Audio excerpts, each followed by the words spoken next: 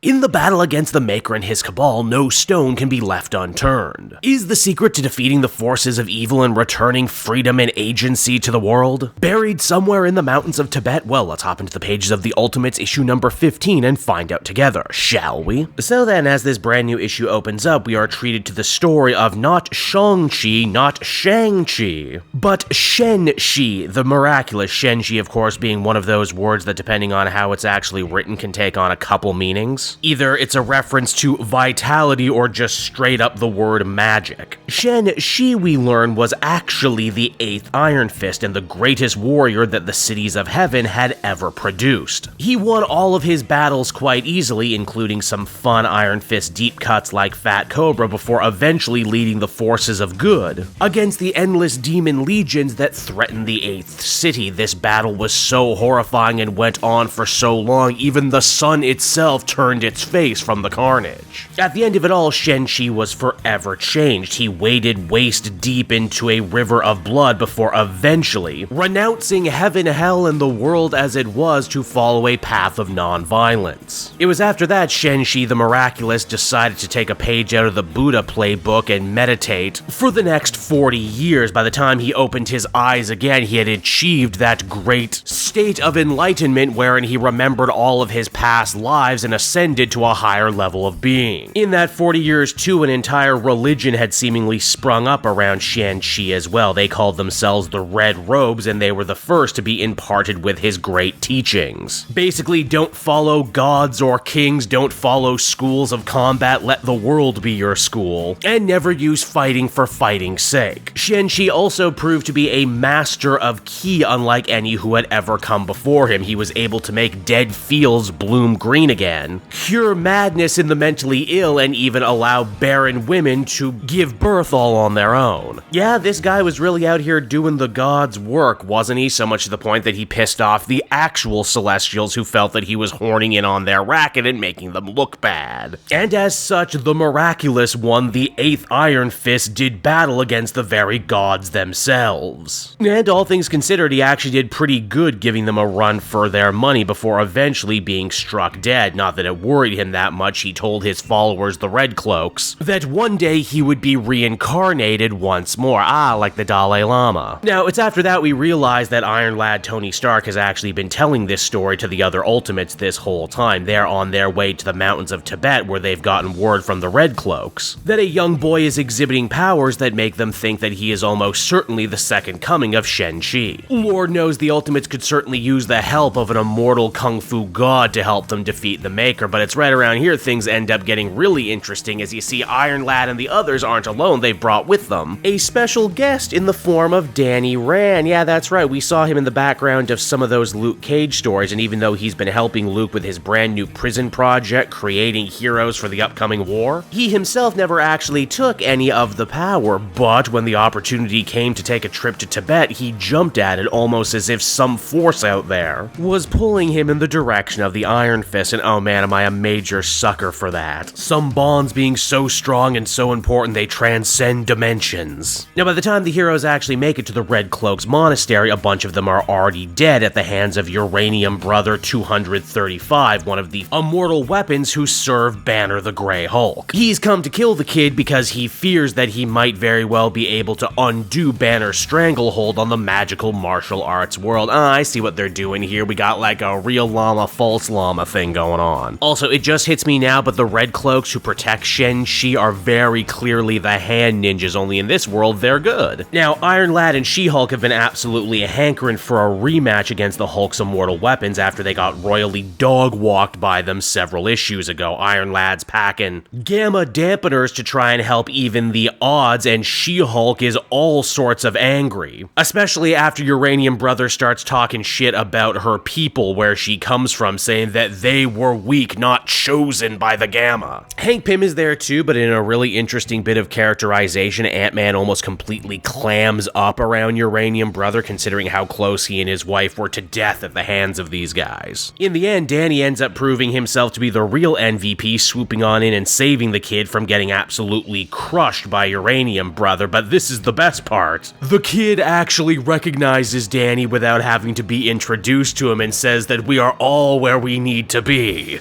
Oh, I love it so much. Now, as the fight continues, poor She-Hulk ends up getting 5-finger exploding palm heart techniqued. You might think that this would be the end of her, but as Uranium Brother takes this opportunity to prematurely gloat, she ends up rallying back like never before, and single-handedly turns the tide of battle. As the comic comes to a close, she says that Uranium Brother better take a message to Banner that she's coming and all the rage in the world is coming with her, only to realize only at the very end that she ripped the guy's head off.